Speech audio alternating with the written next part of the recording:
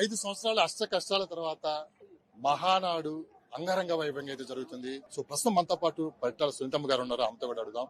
Madam, 5 సంవత్సరాలు ఎన్నో ఇబ్బందులు, ఎన్నో కష్ట నష్టాలు ఓర్చుకొని ఈ రోజు కడప జిల్లాలో మహానాడు జరుపుకుంటున్నారు. ఎలా అనిపిస్తుంది మేడం? చాలా సంతోషంగా ఉందండి. కడప జిల్లాలో కడపలో పచ్చమయం అయిపోయిందంటే ఎక్కడ చూసినా పచ్చ తోరణాలు, జెండాలు అయితే, ఫ్లెక్సీలు అయితే, రకరకాలుగా వచ్చే జనాలంతా లక్షలాది మంది జనాలు కూడా వచ్చినారు. ప్రతి ఒక్కరు కూడా వచ్చిన వాళ్ళు ఎల్లో షర్ట్ వేసుకోవడం, ఎల్లో కండువా కప్పుకోవడం, ప్రతి ఒక్కరు ఎల్లో శారీస్ కట్టుకోవడం, ఈ రకంగా కడప జిల్లాలో ఈ విధంగా చూడడం చాలా సంతోషంగా ఉంది. ఎప్పుడైనా కడప జిల్లా పచ్చదనం చేసేదానికి మా అన్న చంద్రబాబు నాయుడు గారు సిద్ధంగా ఉన్నారు. మా అన్న కన్నా ముఖ్యంగా ప్రజలందరూ కూడా సిద్ధంగా ఉన్నారు. ఎందుకంటే లాస్ట్ టైం 5 సంవత్సరాలు కూడా సైకో ఒక సీఎం ఉండడం వల్ల, ఈ జిల్లాకు సంబంధించిన వ్యక్తి ఉండడం వల్ల చాలా ఇబ్బంది పడినారు. రైతులు గాని, ఒక పక్క యూత్ గాని, మహిళలు గాని, ప్రతి ఒక్క కాంట్రాక్టర్లు గాని, ప్రతి ఒక్కరు వీళ్ళు వాళ్ళనేది కాకుండా అందరూ కూడా ఇబ్బందులు పడినారు. ఈ 5 సంవత్సరాల తర్వాత ఈ రోజు ఇక్కడ ఫస్ట్ మహానాడు పెట్టడం అనేది చాలా మంది ఎంతో ఆనందంగా ఉన్నారు. ప్రతి ఒక్క నియోజకవర్గం, ప్రతి గ్రామం నుంచి ఈరోజు తెలుగుదేశం కార్యకర్తలందరికీ భారీ ఎత్తున లక్షలాది మంది తరలి వచ్చిందని కూడా చాలా సంతోషంగా ఉంది. ప్రత్యేకత ఉంది మేడం. మహిళలు పెద్ద ఎత్తున చాలా ధైర్యంగా ముందుకు వచ్చారు. మహిళలు ఎప్పుడైనా ధైర్యంగా ముందుకు వస్తారండి. గత 5 సంవత్సరాలు పరిశీలించామంటే ఈసారి మనకు ఎందుకు తెలియని వెల్త్ నుంచి బయటకు ఎవరు మహిళలంతా ఇప్పుడే కాదండి, ఎప్పుడైనా మహిళలకైనా తెలుగుదేశం పార్టీ అంటేనే మహిళలకు ఎంతో ఇష్టమైన party Telugu Desam party. SC, ST, BC, మైనార్టీలకు సంబంధించిన పార్టీ తెలుగుదేశం పార్టీ. నందమూరి తారక రామారావు గారు ఉన్నప్పుడే మహిళలంటే ఎంతో గౌరవం ఇచ్చే నాయకుడు నందమూరి తారక రామారావు గారు.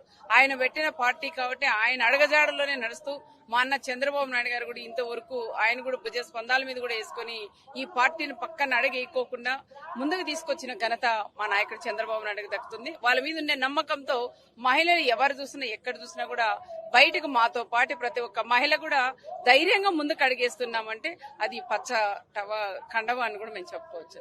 మంచి విషయాలకి ఇప్పుడు మంచిగా జరుగుతున్నట్లు ఈ రోజు వరుణ దేవుడు కూడా మీకు బాగా సహకరించినట్టు కూడా కనిపిస్తుంది. చంద్రబాబు నాయుడు చాలా మంచి పని చేస్తాడండి. చంద్రబాబు నాయుడు అంటే వర్ణదేవునికి చాలా ఇష్టము. ఎందుకంటే చంద్రబాబు నాయుడు వస్తేనే వర్షాలు కూడా రావనే వైఎస్ఆర్ పార్టీకి సంబంధించిన నాయకులు గాని, కార్యకర్తలు గాని చంద్రబాబు నాయుడు గారు వచ్చిన వర్షాలు రావడం. ఈ రోజు మా నాయకుడు చంద్రబాబు నాయుడు గారు వచ్చినప్పటి నుంచినే వర్షాలు ఈ రోజు లేదనుకోండి, ప్రతి రోజు కూడా వర్షాలు కురిపిస్తున్నాం. అదే కాకుండా కడప జిల్లాలో ఇక్కడ మేము మహానాడు పెట్టుకుంటా ఉంటే వర్షాలు భారీ ఎత్తున వస్తున్నాయి. మేము కూడా అందరూ కూడా టెన్షన్ పడినాం. వర్షాలు వస్తున్నాయి, ఏమైనా జారి పడతారేమో, అంత బంకమట్టి ఉంటుంది, వెహికల్స్ పెట్టుకోవాలంటే కూడా ఇబ్బందికరంగా ఉంటుందని కూడా ఎంతో మంది నాయకులు కానీ కార్యకర్తలందరూ కూడా ఇబ్బంది పడతామేమో అని భయంగా ఉంది. కానీ ఈ రోజు వానదేవుడు కూడా కరుణించి మా నాయకుడు చంద్రబాబు నాయుడు గారు ఆయన చేసే మంచి పనుల వల్లనే ఈ రోజు వర్షం రాకుండా ఈ 3 రోజులు ప్రజలకు ఎవరికి ఇబ్బంది పెట్టకూడదు, మీటింగ్ కూడా సరిగ్గా జరగాలనే ఆలోచనతోనే వర్షం మన వానదేవుడు కూడా కరుణించి ఈ రోజు ప్రశాంతంగా చల్లగా, మన రాయలసీమ అంటేనే ఎన్నో ఎండలుండి వేడిగుంటుంది, ఎక్కడ చూసినా చెట్లు ఎండిపోయి రకంగా ఉంటుందని అనుకోండి. కానీ ఈ రోజు మన అనంతపురం, మన రాయలసీమలో కూడా కోస్తా సైడ్ ఏ విధంగా ఉంటుందో దానికి తలంచి ఈ రోజు మన రాయలసీమలో కూడా ఉండదంటే దానికి కారణం గౌరవ ముఖ్యమంత్రి చంద్రబాబు నాయుడు గారిని కూడా చెప్పుకోవచ్చు. జగన్మోహన్ రెడ్డి గారు 3 రోజుల క్రితం ఒక మాట అన్నారు, రెడ్ బుక్ రాజ్యాంగం నడుస్తుంది, మీరు కూడా బుక్కులు రాయండి, మన ప్రభుత్వం వచ్చిన తర్వాత అంతకంతా తేల్చేస్తాను, సప్త సముద్రాలు దాటినా గానీ అందరు తీసుకొని వస్తానని చెప్పి కూడా అంటున్నారు. సో దీన్ని ఎలా చూస్తారు జగన్మోహన్ రెడ్డి గారు? జగన్మోహన్ రెడ్డి ఆయన ఏమైనా జైల్లో కూర్చొని యా బుక్కులు రాస్తాడో నాకైతే తెలియదు. కానీ మా రెడ్ బుక్ లో మా నాయకుడు లోకేష్ బాబు గారు ఏదైతే రాశారో అవన్నీ కూడా తప్పకుండా అమలు అవుతాయి. రెడ్ బుక్ లో రాయడం కూడా వాళ్ళని కొట్టడం, వీళ్ళని చంపడం, వాళ్ళని తిట్టడం, వాళ్ళ ఇల్లు దొబ్బడం, వాళ్ళ ఆఫీసులు దొబ్బడం అలాంటివి కాదండి. వాళ్ళ భూములు దందాలు చేద్దాం అలాంటివి కాదు మా నాయకుడు రాసలేదు. ప్రతి గ్రామంలో కూడా ఎవరు ఇబ్బందులు పడుతున్నారు, ఒక రైతు గాని, మహిళ గాని, యువత గాని, వికలాంగులు గాని, ఇల్లు లేని నిరుపేదలు గాని, పొలాల్లో పంటలు పెట్టుగా ఇబ్బందులు పడేవాళ్ళు కానీ ఇలాంటివన్నీ కూడా చూసి అవన్నీ కూడా రెడ్ బుక్ లో రాసుకొని ప్రతి ఒక్కరు మన ప్రభుత్వం వస్తేనే దీంట్లో ఏవైతే రాసుకున్నా అవన్నీ కూడా అమలు చేస్తామని మా నాయకుడు లోకేష్ బాబు కూడా రాశారు.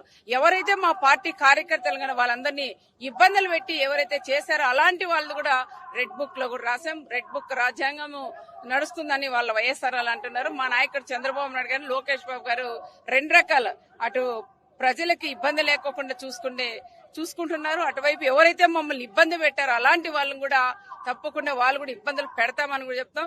జగన్మోహన్ రెడ్డి ఆయన కలలు కన్నాలి కానీ ఇంకెప్పటికీ ఆయన ముఖ్యమంత్రి కాడు అని కూడా చెప్తున్నారు. పరిటాల రవి గారు ప్రతి విలేజ్ లో దేవుళ్ళ భావిస్తారు. నాకు తెలిసి పరిటాల రవి గారికి ఉన్న విగ్రహాలు ఏ నాయకుడికి లేవనుకోవచ్చు, అంతగా ఆదరిస్తారు. అదే పరిటాల రవి కుటుంబం మంత్రి పదవి త్వరలో చేపట్టబోతుంది. సునీతమ్మ గారు అతి పెద్ద పదవితో ముందుకు రాబోతున్నారని చెప్పి కూడా కార్యకర్తలు అయితే బలంగా కోరుకుంటున్నారు. దానికి సంబంధించి కూడా ఒక లీక్ కూడా బయటకు వస్తుంది ఈ నెలలో. నాకు మంత్రి పదవి అనేది కొత్త కాదండి. మా పరిటాల కుటుంబాన్ని పరిటాల రవి గారు మంత్రిగా చేశారు 5 సంవత్సరాలు మంత్రిగా చేశారు పరిటాల రవి గారు. అదేవిధంగా నేను కూడా 5 సంవత్సరాలు మంత్రిగా కూడా చేశాను. పరిటాల కుటుంబానికి మంత్రి పదవి అనేది ఒక అలంకరణ కాదు. ఈ సందర్భంగా చాలా అవసరం అని చెప్పి కూడా ఇప్పుడు మంత్రి ఈ 5 సంవత్సరాలు పడ్డ బాధల నుంచి కొంత బయటపడాలంటే, కార్యకర్తలు సంతోషం నింపాలంటే కంపల్సరీ మీరు చేపట్టాలని చెప్పి కార్యకర్తలు బలంగా కోరుకుంటున్నారు. మా కార్యకర్తలు వాళ్ళందరూ ఎమ్మెల్యేగా ఉంటేనే ఏమైనా నేను కూడా చేయొచ్చునండి. ఒక మంత్రి అయితేనే వాళ్ళకందరికీ పనులు చేసి పెడతా, మంత్రి అయితేనే వాళ్ళకి సేవ చేస్తానే లేదు. మంత్రి అయినా ఎమ్మెల్యే అయినా, ఎమ్మెల్యే కాకపోయినా మంత్రి కాకపోయినా కూడా తప్పకుండా పరిటాల కుటుంబం అండగా ఉంటుంది. వాళ్ళకి ఏదైతే చేయాలని కూడా చేస్తారు. పదవుల అలంకరణ కాదండి. మా నాయకుడు చంద్రబాబు నాయుడు గారు ఉన్నారు, సీఎం గా ఉన్నారు. మాకు ఏం కావాలని ఇచ్చేదానికి మా సార్ సిద్ధంగా ఉన్నారు. నాకు మంత్రి పదవి కావాలని ఏ రోజు నేను అనుకోను. పరిటాల కుటుంబాన్ని గుండెల్లో పెట్టుకుని ఇంతగా చూసుకుంటున్నారు కార్యకర్తలు, మీరు చెప్పే మాట? మా కార్యకర్తలు ఎప్పుడు, ఎందుకంటే 5 సంవత్సరాలు మేము ఓడిపోయినా కూడా పరిటాల కుటుంబం ఓటం అనేది లేదు. మన గాలి వల్ల కొంచెం ఓడిపోయిన వల్ల మా కార్యకర్తలు, మా రప్తా నియోజకవర్గం ప్రజలు గాని, మమ్మల్ని పరిటాల రవి అంటే అభిమానించే నాయకులు గానీ అందరూ కూడా వాళ్ళ గుండెల్లో పెట్టుకుని మమ్మల్ని ఉన్నారు.